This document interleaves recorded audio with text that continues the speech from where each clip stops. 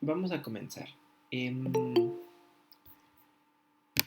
A ver, la clase pasada, ¿no? Nos quedamos en este asunto de las regiones, que si eran regiones, que si sí, que si no, que si Rusia, que si Asia, que si Estados Unidos qué es o qué no es, ¿no? A ver, para avanzar, ¿no? Digamos, me voy a resumir las conclusiones de eso en 2-3 minutos. Porque lo que seguía era definir qué es lo no regional, o sea, lo que estamos allá de la región, ¿no? Y ahí es menos problemático porque se entiende qué es, ¿no? Es este espacio de negociación que incluiría pues, a todos los estados, ¿no? A la mayoría de ellos al menos. ¿No? Entonces, ¿cómo llamar a esto? Es más bien el problema, porque puede ser el nivel internacional, ¿no? Porque pues, está más allá de lo nacional, pero internacional también es la región. Puede ser el nivel mundial, ¿no? Porque incluye a todos los países del mundo, pero pues es como pretencioso, ¿no? Porque eh, si falta uno o dos o nos faltan 10, eso sigue siendo mundial, pues parecería que no, ¿no? Pero bueno, ahí hay una propuesta. Y luego la otra tiene que ver con una denominación que es más administrativa, pero que poco a poco ha ido ganando espacio, ¿no?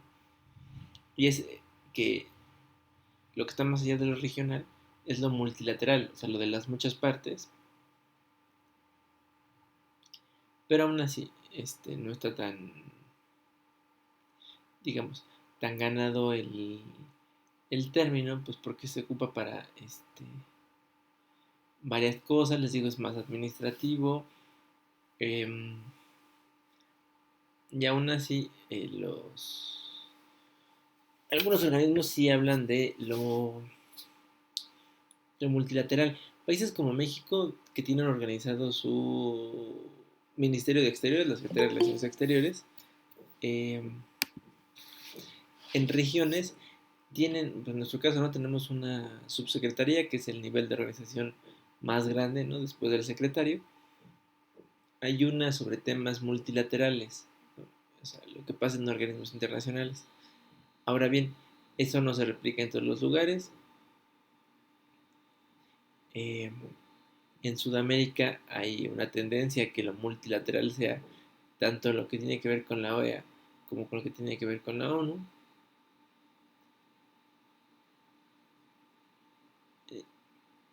Y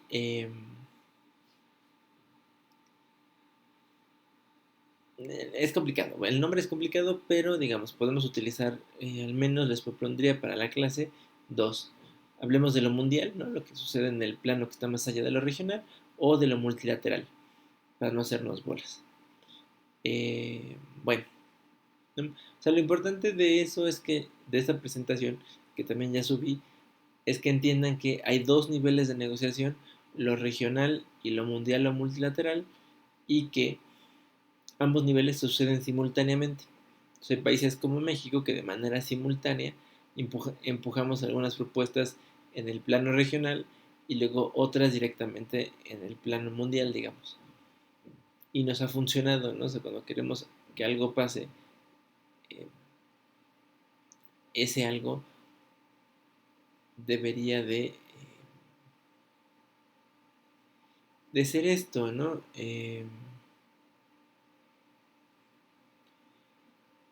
La conjunción, ¿no? De una negociación entre el plano regional y el plano multilateral. Bueno, en fin, vamos al tema de hoy, por supuesto, ¿no? Yo les decía que para abordar los organismos internacionales había dos enfoques. Uno era revisar cada uno de los organismos, cuál es su función, cuáles son sus principales actividades y así, ¿no? Ese es un trabajo muy engorroso y parece que tenemos mucho tiempo que no tenemos. El otro enfoque es el de organizar temáticamente a los organismos, no temáticamente como decía Díez de Velasco, sino siguiendo un patrón que, digamos, a la ONU le ha funcionado en los últimos 20 años. Y es hablar de sus tres pilares. El pilar de la paz y seguridad, el pilar del desarrollo económico y social y el pilar de los derechos humanos, el que me faltaba. Bueno, hoy nos concentraremos en este, que es el de la paz y la seguridad. Y le puse como subtítulo El legado de la Guerra Fría porque este marcó buena parte de los esfuerzos de la ONU durante esos 40 y tantos años que duró la Guerra Fría. A ver, aquí la primera pregunta. ¿Cuál creen que sea la prioridad? ¿Alcanzar la paz o buscar la seguridad internacional? ¿Qué creen? Yo creo que esa era buscar la seguridad, pues el gran concepto anterior que son principalmente. Ok, gracias Levi, bien. ¿Qué más piensan los demás? ¿O todos coinciden con Levi? Creo que principalmente es la seguridad internacional y después de la seguridad internacional iría a la paz, profesor, ya que, bueno, hay diferencias entre pensamientos entre países, pero creo que la que es primordial y está en primer lugar es la seguridad internacional. Perfecto, gracias a Quetzal. Pues parece que va para allá, ¿no? Ahora, la pregunta sería, ¿qué hay? Pensemos que esto se creó en la Guerra Fría, ¿no? Entonces, que las tensiones continuamente generaban conflictos. Veremos que no solo en la Guerra Fría, ¿no? También en la actualidad. Las tensiones generan conflictos. Pero en el contexto de la Guerra Fría, las tensiones que nos interesaba estar al pendiente eran las de Estados Unidos y la Unión Soviética, ¿no? Ahora Rusia. Pues porque ambas tenían, bueno, o siguen teniendo, porque pues ya no se han deshecho de armamento nuclear suficiente como para destruir el planeta. Entonces, interesaba ahí el asunto, ¿no? Con todo tan revuelto, conviene preguntarnos, ¿qué es la paz? A ver, yo les pregunto, ¿qué creen que sea la paz? ¿La ausencia de conflictos o la limitación de enfrentamientos entre las potencias? Pues ambas.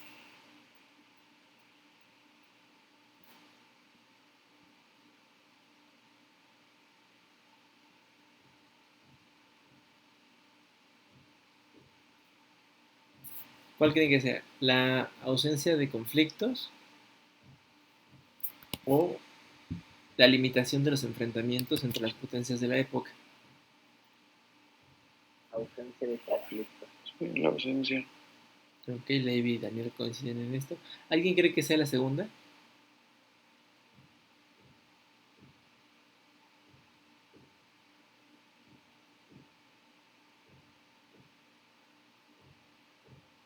Yo sí creo que sea la segunda. Ok. Yo también. Bien, Paula. Bueno, a ver, aquí hay un dilema enorme, ¿no? La pregunta sería, ¿se puede alcanzar la paz? O sea, si fuera cualquiera de las dos, ¿qué creen? ¿Se puede o no se puede? Pues yo creo que no se puede. Porque nadie nunca va a estar de acuerdo con la imposición de alguien más, ¿no? O sea, y no se puede, pero por ejemplo, a mí si me imponen algo que no quiero y no puedo hacer otra cosa por no hacerlo, pues me tengo que aguantar, ¿no? Y pues no armar, ahora sí que conflicto. Ok, bien Edgar. ¿Los demás qué piensan? Pues yo digo que sí se puede, ¿no? Porque pues a final de cuentas la paz supuestamente es la ausencia de alguna guerra, de un conflicto. Entonces sí es así difícil, pero a final de cuentas creo que sí lo puede hacer. Ok, gracias. A ver, vamos a ver. ¿Qué es la paz, no? Diremos que la paz es la ausencia de la violencia y la existencia, ahí me falta una palabra, de un mecanismo de justicia. ¿Por qué creen que vinculamos el tema de la violencia y la justicia para hablar de paz?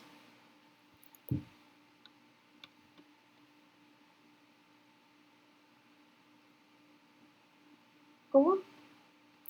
¿Por qué vincularemos los temas de violencia y justicia para hablar de paz? Porque son problemas sociales que acontecen en nuestro presente, profe.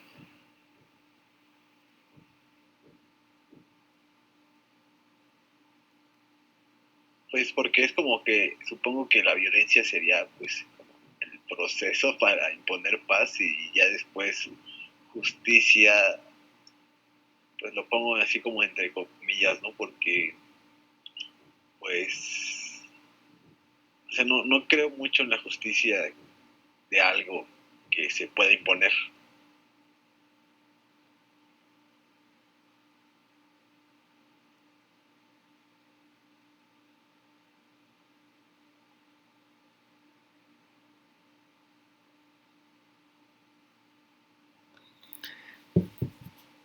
A ver, fíjense, el asunto radica en que parece que la paz es un ejercicio bastante complicado, ¿no? Se ve lejano a veces.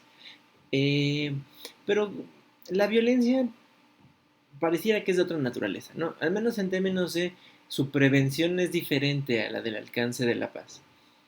Em, ¿Creen que la violencia se puede prevenir o incluso erradicar? No, yo creo que no. Prevenir sí, erradicar no.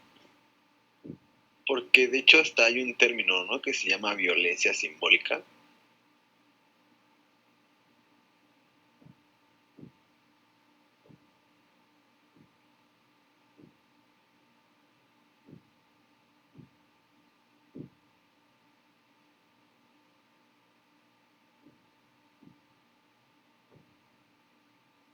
Em, entonces, ¿qué creen? ¿Se puede o no se puede erradicar la violencia? No, yo pienso igual. Prevenir sí, pero erradicar no. Ok. Sería como vivir en una utopía si tratamos de como de erradicar al 100% la violencia y, no sé, vivir como en un ambiente del todo pacífico. Pero, a ver, entonces definamos qué es violencia. ¿En qué violencia están pensando? ¿Solo en la violencia armada o en todos los tipos de violencia? Pues en todo, ¿no? Pues La verdad dice que en todos, pero Sheila, ¿qué vas a decir? igual en todos los tipos de violencia.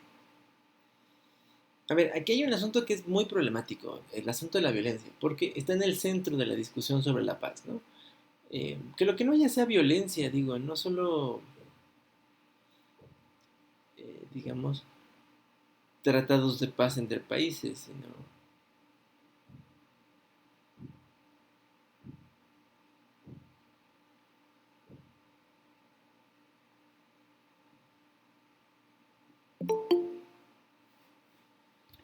Bueno, y el problema de la violencia es que, híjole, hasta de manera muy clásica hay algunos autores que han señalado que la violencia pareciera que es connatural con lo humano, ¿no? O sea, lo humano tiene que ser violento en algún momento. Para otros autores, pues en realidad no, podríamos erradicar la violencia, ¿no? Ese sería un trabajo, digamos, propio de la educación, ¿no? Podría leer un concepto, una definición. Por favor, Edgar. Dice, uso de la fuerza para conseguir un fin, específicamente para dominar a alguien o imponer algo. Claro, ese es el asunto problemático de la violencia, ¿no, Edgar? Que tiene que ver con el uso de la fuerza todo el tiempo para imponerse. O sea, esas son las dos características de la violencia, ¿no? A ver, la discusión está abierta no solo en el plano, digamos, de las relaciones internacionales, por supuesto, ¿no? Piensen, por ejemplo, todo esto que ha pasado, ¿no? Con los movimientos feministas en el mundo. Los movimientos feministas en el mundo, ¿qué tienen que ver con la violencia? A ver. Pues la violencia de género, profesor, que sea hacia las mujeres. O sea, lo digo, a ver, a Quetzalí, ya sé que parece que dije una obviedad, pero no es una obviedad, ¿eh? O sea, porque piensen lo que ustedes dijeron, no, pero es que la violencia no se puede erradicar, entonces estaríamos automáticamente afirmando que la violencia de género, pues ya existe, ya ni modo, aguántense. Y entonces la mitad, bueno, más de la mitad de ustedes estaría de acuerdo con eso. Las escucho ahora sí en femenino. ¿Ya nos resignamos? Pues no, obviamente no vamos a estar de acuerdo con que exista violencia, sea cual sea, ¿no? Uh-huh. Pero digo, o sea, no deberíamos, pero a ver, por eso les digo que el asunto de la violencia es problemático, porque si decimos, no, bueno, pues ya, ¿no? Pues ya la violencia no se puede erradicar, bueno, estamos afirmando que toda violencia no puede erradicarse, incluyendo esta que además, ¿no? De manera, digamos,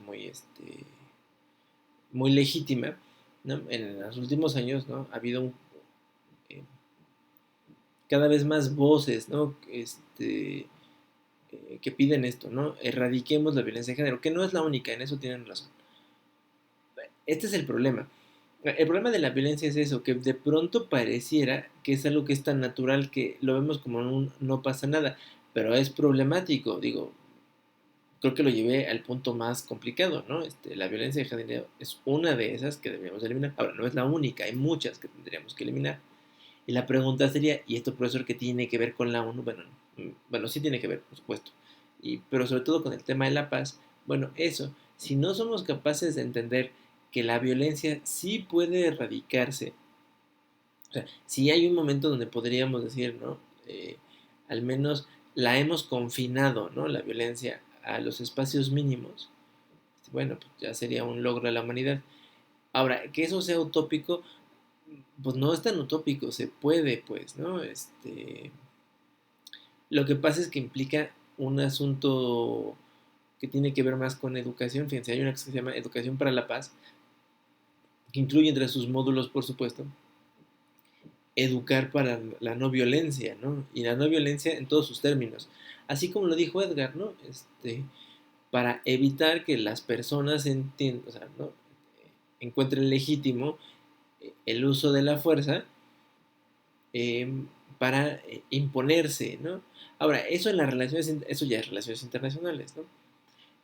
Los estados hace mucho que ya no tienen legítimo el uso de la fuerza para llevar a cabo sus objetivos en política exterior, ¿no? O sea, de hecho, la Carta de Naciones Unidas, ¿no? Que ustedes ya leyeron, dice en su preámbulo, si no me equivoco, que los países aceptan renunciar al uso de la fuerza como un medio legítimo para sus relaciones internacionales.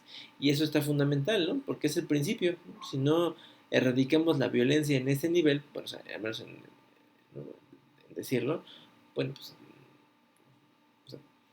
o sea, piense que durante cuántos siglos la violencia fue un asunto legítimo para llevar sus relaciones internacionales, pues todos, cuando deja de serlo, menos se hace un cambio. Ahora,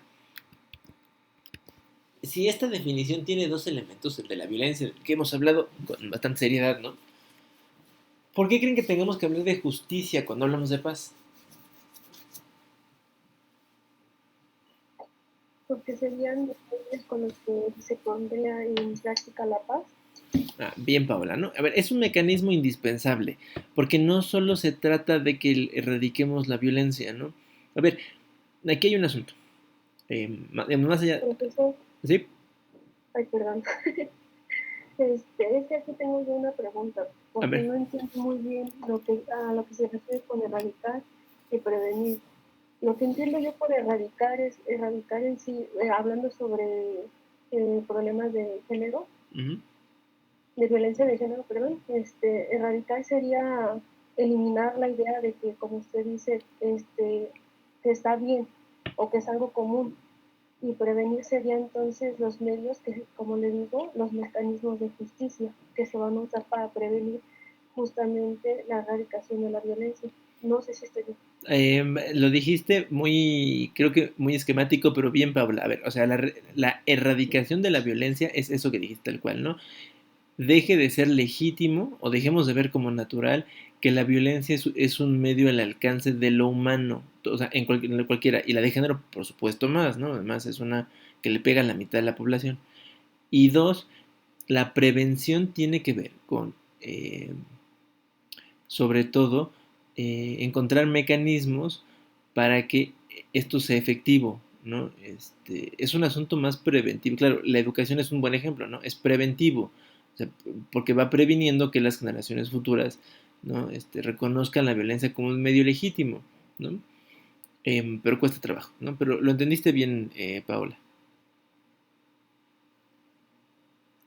Bueno, a ver, le ponía yo el ejemplo, o sea, y de verdad que el concepto de paz está asociado a, bueno, o debe de incluir eh, los mecanismos de impartición de justicia, porque, a ver, es evidente que tenemos diferencias, ¿no? O sea, uno de los puntos por los cuales, o sea, recuperando la definición de Edgar, eh, que generan problemática es que hay algunos, o sea, ante las diferencias hay algunos, ¿no? Usando la definición de violencia que nos dieron, que encuentran legítimo, ¿no?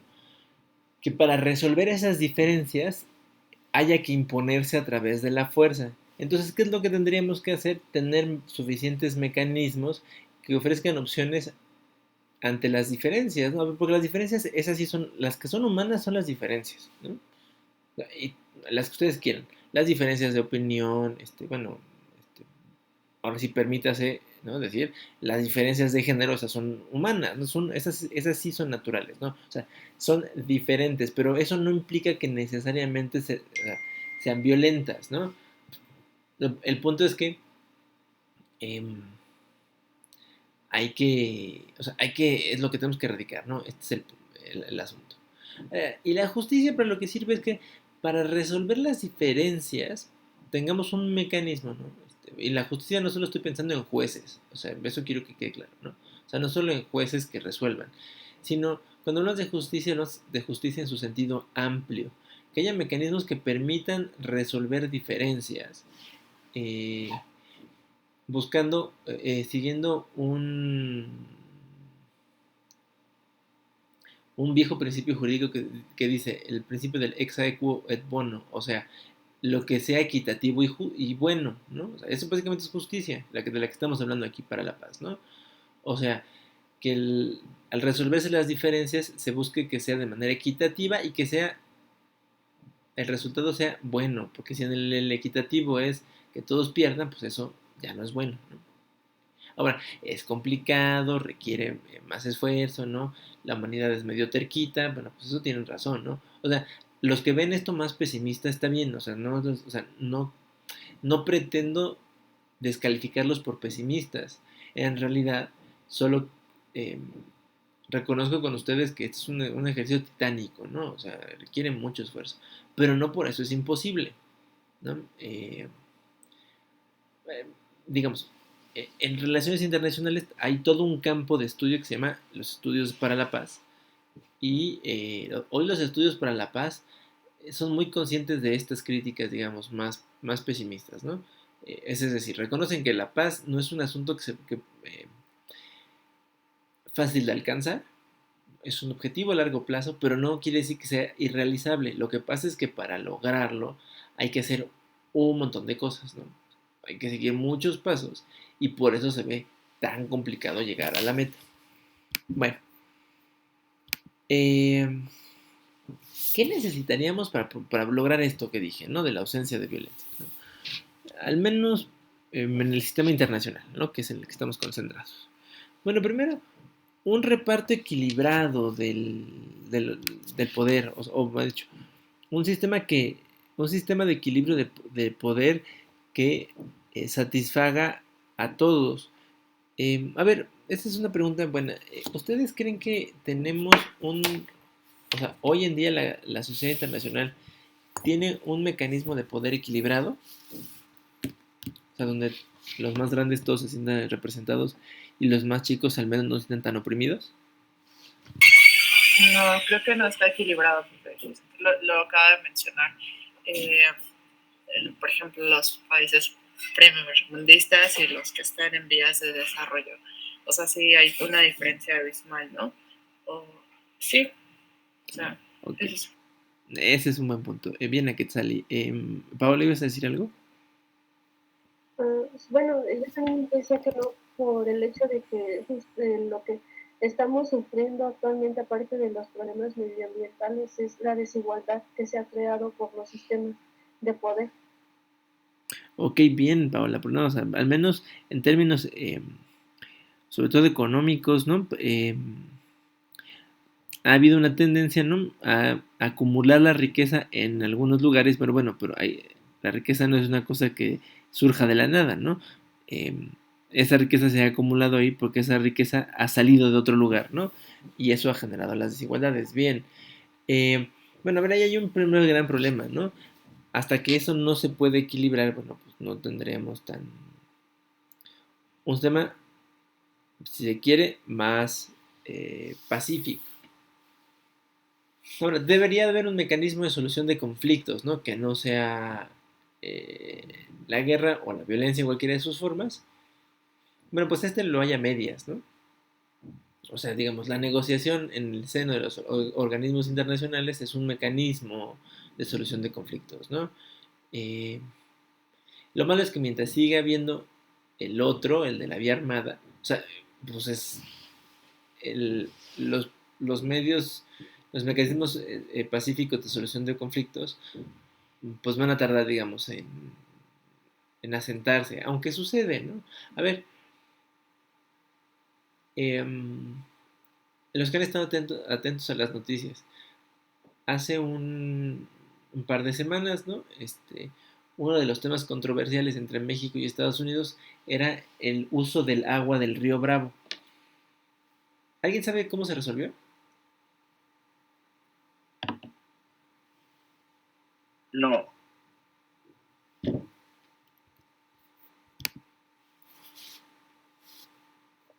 A ver, el problema es ¿no? Compartimos un río de frontera, eso se entiende fácil, y ambos países usamos el agua del río para riego en ambas zonas, en ambos lados de la frontera. Hemos construido presas, ¿no? Que sirven para justo acumular agua y poder usarla en los sistemas de riego. Y el asunto es que para que sea equitativo, cuando se empezaron a construir las presas, ¿no? Se llegó a un acuerdo, ¿no? Se firmó hasta un tratado para señalar cuáles se iban a ser las reglas para repartirse esa agua que se construía con esas presas, que digamos que se hicieron con dinero de ambos, ¿no? Es como si ustedes, ¿no? Se comparan un coche entre dos amigos, ¿no? Y deciden compartir. Se ponen de acuerdo en cuántas horas y en qué días lo pueden utilizar. Bueno, básicamente eso hicimos con el agua. Ahora bien, en los últimos 10 años, por los problemas de sequía en el norte de México, que también es en el sur de Estados Unidos, pero bueno, México estuvo tomando más agua de la que le correspondía según el tratado. Y los gringos pues no dijeron nada porque pues, en general tienen otras fuentes de abastecimiento y pues digamos que se dieron al uso de este agua extra de los mexicanos.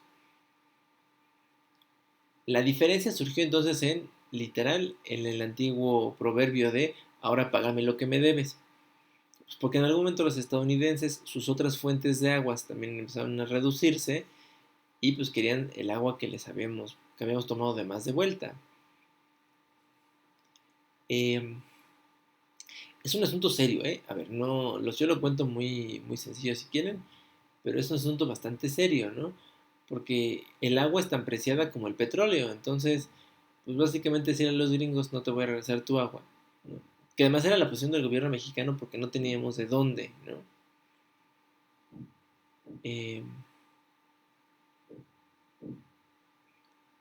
Hubo un par de negociaciones tanto en Washington como en la Ciudad de México, ¿no? Y acabaron con un programa, o la solución, digamos, fue un programa para que México no tome tanta agua en los siguientes años y eso restaure, digamos, ¿no? El agua que tendrían que tomar los estadounidenses de las presas del río Bravo. Ese es un mecanismo de solución de controversias, ¿pacífico o no pacífico?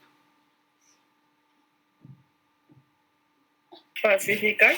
Sí, ¿no? O sea, al menos eso evitaría, porque claro, la otra solución hubiera sido que pues hubieran llegado con tropas a la frontera, ¿no? A tomar posesión de la presa y listo, ¿no? Eso no sería nada pacífico, ¿no? Bueno, esto quiere decir que sí hay maneras de resolver los problemas sin que nos demos de balazos, pero cuesta trabajo, ¿no? A ver, se supone que en 1925 se firmó a propuesta de de los ministros de Relaciones de Estados Unidos y Francia, la llamada, el pacto Briand-Kellogg, que, bueno, Briand, porque es francés, nuestro amigo Briand Kellogg, que tiene como propósito eso, ¿no? Declarar la ilegitimidad de la violencia entre los estados. Fíjense, en 1925, eso está por cumplir 100 años, y aún así, nomás no cuaja, ¿no? Pero bueno, eso tampoco, para lo que ha servido eso es para abrir las vías, digamos, para estos mecanismos que no sean violentos y las cosas se puedan resolver sin que haya balazos de por medio, ¿no? En algunos lugares todavía no sucede, no, pues ya sé que no. Incluso, eso solo quiere decir, digamos, el nivel de reto que tenemos enfrente, ¿no? El desarme, que se entiende que sin un desarme efectivo no podría haber paz. Y luego, políticas de seguridad, que ahorita vamos a ver. Bueno, esta fotografía, ¿no? Que es de una sesión antes del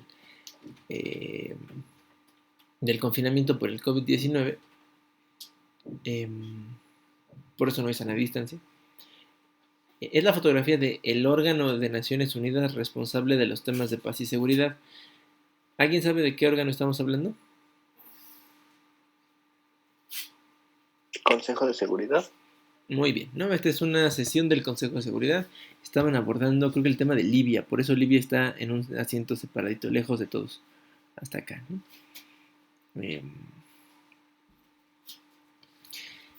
¿Qué sí que hace, no? Bueno, este es el órgano principal de la ONU dedicado a atender, fíjense, amenazas a la paz y la seguridad. ¿Alguno de ustedes se había preguntado por qué no se llama el Consejo de Paz y Seguridad? Bueno, no se llama el Consejo de Paz y Seguridad porque a lo que se dedica el Consejo no es tanto el tema de la paz, o más bien, la paz solo es un asunto derivado de su tema principal. Y su tema principal es hacerle frente a las amenazas a la seguridad internacional. ¿No? O sea, ya cambia la cosa. Ahorita vemos que es amenaza. Aquí lo relevante es que las decisiones del Consejo, todas las que no sean de procedimiento, o sea, los temas de fondo, se tienen que aprobar con la mayoría de los 15 miembros. Hay 15 países que se sientan en el Consejo. De ellos, hay 5 que tienen un asiento permanente. Los otros 10 asientos se rotan entre los países,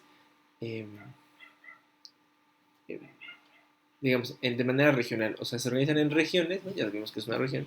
Entonces, dicen, a América Latina le tocan 2 asientos, a Europa Oriental, ¿no? Que todavía se conserva esta idea por la Unión Soviética, bueno, por el espacio soviético, le toca, creo que un asiento, a Europa le tocan 2 asientos y así.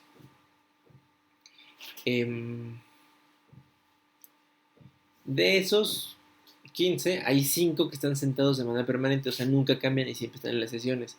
Y esos 5 son Estados Unidos, Rusia, que heredó su asiento de la Unión Soviética, Reino Unido, Francia y China. Bueno, para aprobar algo en el Consejo de Seguridad hay que tener siempre el voto afirmativo de estos 5.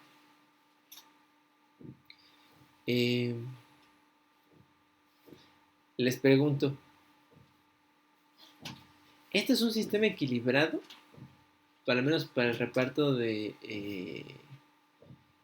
poder en la ONU, ya no digamos en el mundo, al menos en la ONU.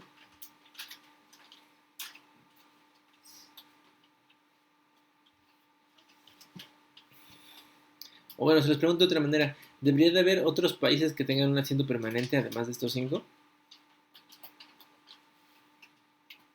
Todos, ¿no? Pero bueno, a ver, la lógica del Consejo es que sea un órgano ejecutivo. Si ya tenemos un órgano de composición universal, que es la Asamblea General. ¿No? Están sentados 194. Se supone que para facilitar las cosas, ¿no? Y para atender a las amenazas de manera rápida, se crea un mecanismo de composición limitada, ¿no? Por eso es un mecanismo ejecutivo. No para que estén todos, sino para que estén pocos. Claro, eso no quiere decir que no todos estén representados, por eso nos organizamos en regiones, porque se supone que ahorita que México es miembro, no solo México vota con los intereses de México, sino con los de América Latina, porque pues, para eso nos eligieron como no representante regional. Bueno, pero a ver, ¿sumarían a alguien más como miembro permanente?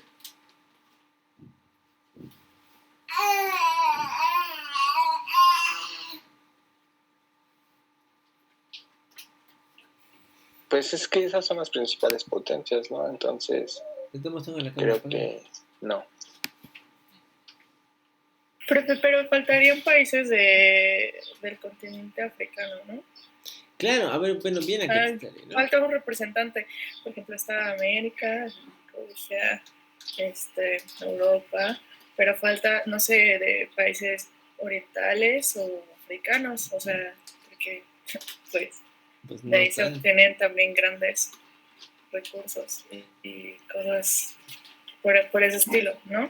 Bien, Aquetzal. Fíjate que en el año cerca del año, hacia finales de los 90, principios de la década del 2000, varios países pidieron, ¿no? Aprovechar, digamos, el momento del cambio de milenio para hacerle una reforma a la ONU.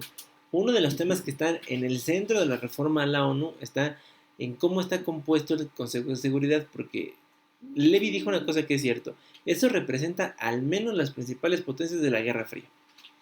Pero ¿qué creen? La Guerra Fría ya se acabó. Entonces, desde el 2000 hay una campaña por reformar el Consejo de Seguridad. Y una de las propuestas es la que tú dices, Aquetzali, que haya al menos representación regional en los miembros permanentes, ¿no? O sea, ya está América, que no América Latina, pero bueno, está América con Estados Unidos, está Europa, ¿no? Sobre representada, ¿no? Pues tiene 3 países, ¿no? Y está Asia con China, ¿no? Pareciera que el mundo en desarrollo es el que no está contemplado, porque no hay ningún latinoamericano, no hay ningún africano y no hay ningún país de Asia que no sea China, ¿no? Pero China ya no... China antes decía que eran un país desarrollado, en desarrollo, pero pues eso ya no se los cree nadie, ¿no? Ni Mao les ha de creer eso. Una es esa. Ahora, no es la única propuesta. La otra propuesta, por ejemplo, es... hay 2 países que se quedaron fuera de este reparto, que son Alemania y Japón, que también están buscando su asiento. ¿Por qué Alemania y Japón no tendrán un asiento?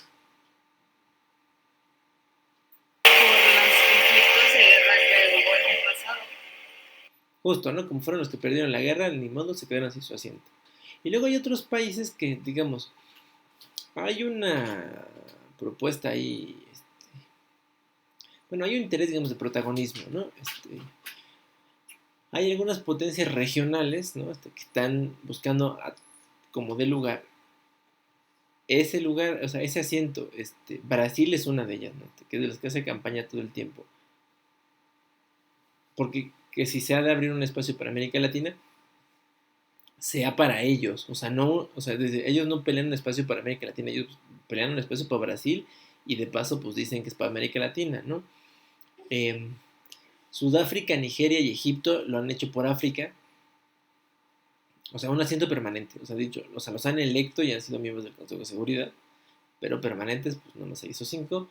Y de los asiáticos, la India lo ha pedido, Israel lo ha pedido, aunque ustedes no lo crean, Irán lo ha pedido, pero pues nada, ¿no? Es que para hacerlo hay que reformar la Carta de la ONU, y para reformar la Carta de la ONU se necesita obtener la ratificación de todos los países de la organización, incluidos los 5 miembros permanentes del Consejo de Seguridad, que son los menos interesados en que haya otros como ellos, ¿no? O sea, es un sistema bastante desequilibrado, por eso se los puse aquí. Bueno, en fin, durante la Guerra Fría, este órgano, ¿no? Que es el principal de la ONU, para estos temas, por supuesto, se dedicó básicamente a 2 cosas. Uno, en la prevención de conflictos, ahorita vamos a ver cómo. Y otro, en asuntos de desarme. Primero, la prevención de conflictos. A ver, más por necesidad que por otra cosa, ¿no? Bueno, con la idea de que esta organización tuviera capacidades que la Sociedad de Naciones, que fue su predecesora, no tuvo, se permitió, ¿no? Y así está escrito en el capítulo 7 de la carta, que la organización a través del Consejo de Seguridad pudiera decidir el uso de la fuerza para hacerle frente a las amenazas a la seguridad internacional, ¿no? Con digamos, con este mandato que tiene la ONU en la carta, es que se pudieron echar a andar unas cosas que se llaman las operaciones para el mantenimiento de la paz.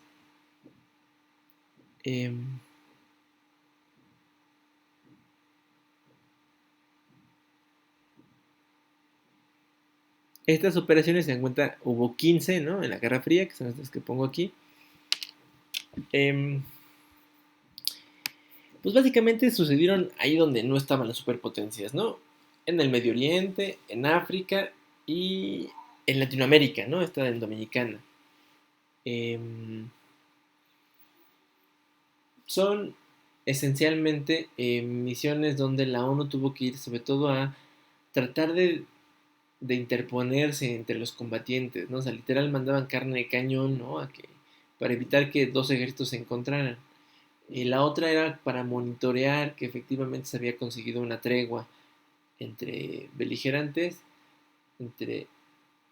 bueno, eso, digamos, en general, ¿no? De eso trataban las operaciones de paz. Al mismo tiempo y le puse aquí desarrollo por necesidad, no es como que estuvieran muy interesadas las potencias, pero por necesidad se dieron cuenta que había que buscar la limitación del uso de ciertas armas, sobre todo para que los países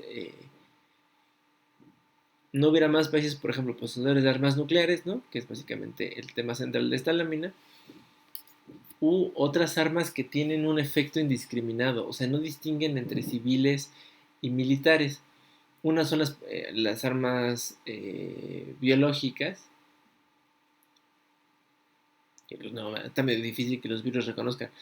Este es soldado, este es humano.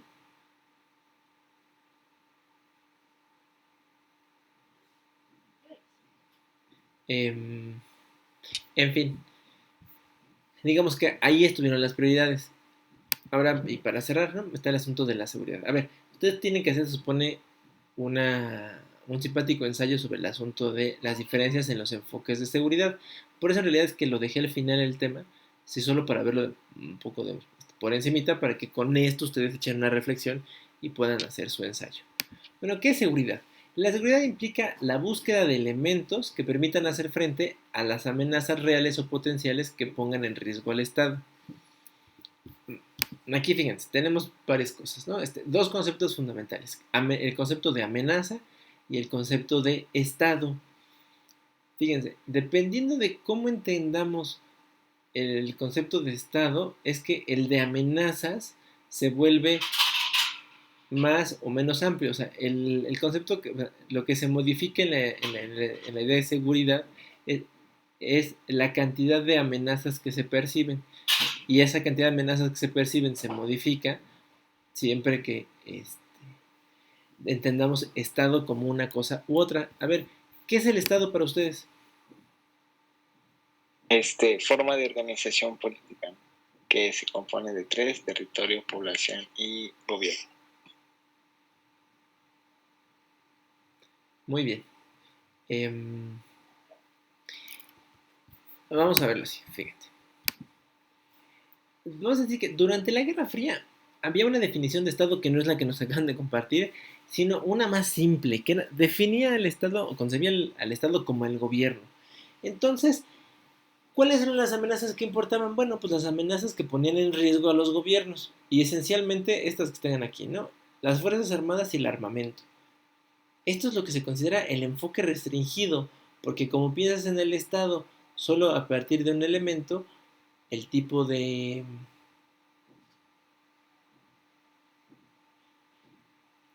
¿cómo se llama?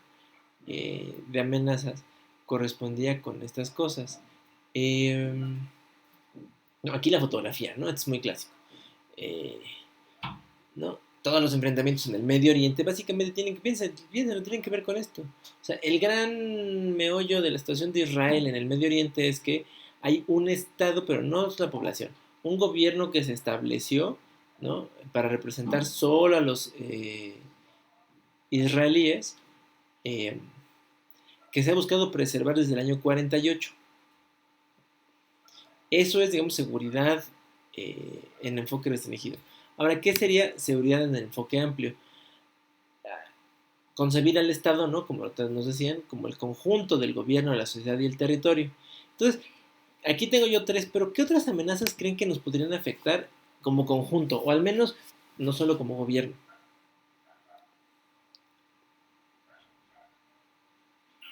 económicamente, profe. Por ejemplo, las económicas, ¿no? Claro, no digo, aquí pongo... Comerciales, económicas y comerciales. Estas son unas. ¿Qué otras se les ocurren que pueden afectar? ¿Al territorio qué le puede afectar? ¿O el territorio es invulnerable? Desastres naturales, ¿no? Perfecto, Levi, ¿no? O sea, claro, porque pues si hay una inundación, pues no creo que el territorio sea inmune, ¿no? Claro. Y bueno, hay cosas que nos afectan a todos, ¿no? Bueno, o sea, a todos los elementos del Estado, no a todas las personas. Bueno, porque además de las personas, afectan al entorno. El cambio climático, por ejemplo, ¿no? Le afecta al territorio, a la población, al gobierno. Las enfermedades puede que no le afecten al territorio, pero a la población, al gobierno, claro, les afecta, ¿no? Los ponen en riesgo. La idea detrás de amenaza es algo que te pone en riesgo. Pues claro, las enfermedades te ponen en riesgo como individuos, tanto como a los estados de manera clásica los pone en riesgo una guerra. Bueno, ¿se entendieron las diferencias entre enfoques? Sí. Perfecto. Para no dejarlo pasar, ¿no? La pregunta sería, ¿qué enfoque debería privilegiarse? ¿El enfoque amplio o el restringido? Amplio, porque abarca los tres. Ok, a ver, vamos a ver. Ventajas y desventajas, ¿no? La desventaja del enfoque restringido es que solo toma un par de elementos, ¿no? Como amenazas y deja fuera un montón de cosas que son riesgosas. Esa es su desventaja. Su ventaja es que como son pocas, puedes priorizar fácilmente, ¿no? O sea, poner prioridades. Ahora, ¿qué pasa con el enfoque amplio? ¿Qué tan fácil será poner prioridades en el enfoque amplio?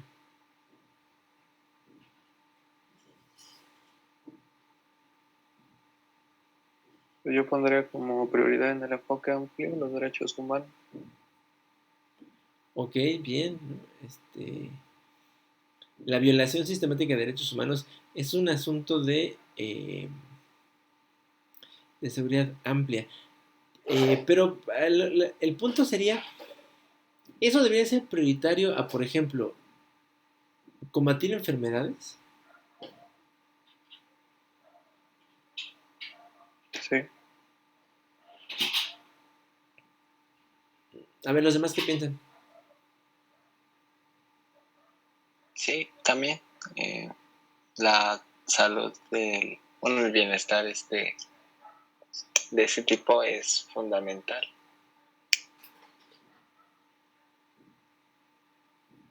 ¿La degradación del suelo sería menos importante que los derechos humanos? No. A ver, o sea, no les estoy poniendo un 4, solo le estoy ejemplificando cómo es complicado el enfoque amplio. O sea, la ventaja es que incluyes todo, la desventaja es que a qué le das prioridad. Porque si pones como amenazas todo esto que estamos diciendo, y lo son, entonces el punto es que cuando tienes que poner prioridades es con qué empiezas. Y tienes que decidir sobre cosas que no deberías de decidir, ¿no? La degradación del suelo sobre los derechos humanos, pues no deberías. O la salud sobre cualquiera de ellos tampoco. A ver, y los tres son fundamentales, ¿no? La degradación del suelo le pega a todo, ¿no? Al territorio, a la población, al gobierno, porque los suelos degradados no producen alimentos y sin alimentos, pues gracias poblaciones, ¿no? Gracias gobiernos. Pero también gracias medio ambiente, ¿no? A ver, es una discusión que sigue abierta, ¿eh? Se abrió a principios de los 90 y hoy en día todavía se discute ventajas y desventajas de ambos enfoques, cuál primero, cuál después, en qué contexto, quién lo puede hacer, quién no puede hacerlo. Se los dejo como pregunta abierta porque ustedes tienen que hacer un ensayo de esto, ¿no? Hablar de las diferencias de los enfoques y piensen en esto, ¿cuál debería privilegiarse o por cuál ustedes se decantarían? O sea, no es que haya una respuesta única hoy al menos. No, hay varias, ¿no? Y ambas tienen, bueno, todas tienen su peso ahí, ¿no? Y sobre todo, elementos para respaldarlas. Bueno, a ver, en general, ¿dudas? No, profe. No, profe. ¿No? No. Bueno, entonces, pues lean, si no han leído el capítulo de Doña María Cristina Rosas, si ya lo leyeron, pónganse a hacer su ensayo y si no hubiera nada más, nos vemos el próximo lunes. Gracias, Hasta luego, profe. Cuídense, nos vemos. Gracias, profe. Buen inicio de semana. Igualmente, hasta luego.